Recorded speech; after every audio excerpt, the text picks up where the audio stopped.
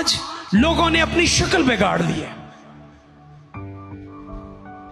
तरह तरह से लोगों ने अजीब अजीब किस्म के फैशन किए हुए, खासतौर पर हमारे नौजवानों ने।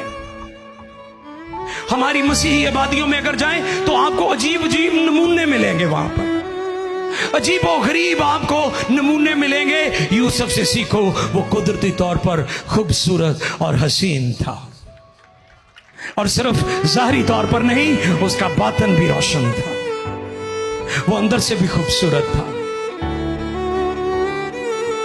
अपने बच्चों को टीच करें। आप दुनिया में मुनफरिद हैं, अपनी शक्ल ना बिगाड़े, अपना हुलिया ना बिगाड़े, बेहुदा किस्म के लिबास ना पहने, दुनिया और कौमों में मसीही ईमान की तजलील ना करवाएं। आपकी वजह से कौमें फिर बातें करती हैं।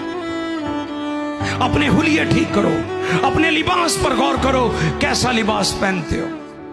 कहीं तो चर जान लगे भी नहीं ख्याल करते। लिबास मुनासिब और हयादार होना चाहिए।